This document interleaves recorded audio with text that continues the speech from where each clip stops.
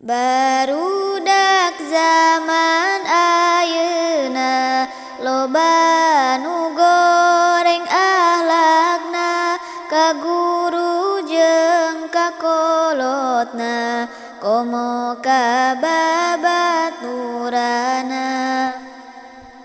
ka kolot geus wani nyentak dicarekala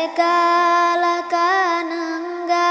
kasaluhurun nyalutak lamun ngomong janji jeplak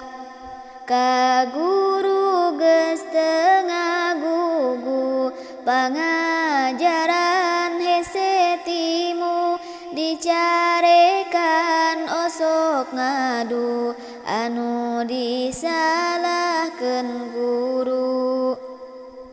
ditita nulis harese Bandung kuping kalasare mun dicaram ngalelewe percis kalakuan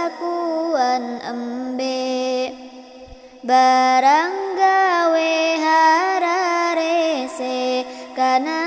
solat getalangke pagawean ngorek HP mata kesel kana hate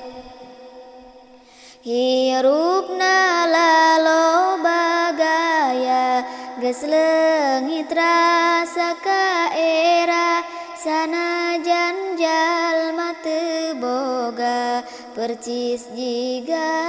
anak kuya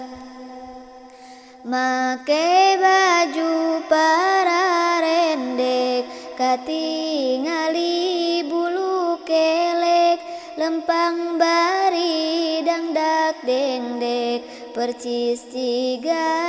anak bebek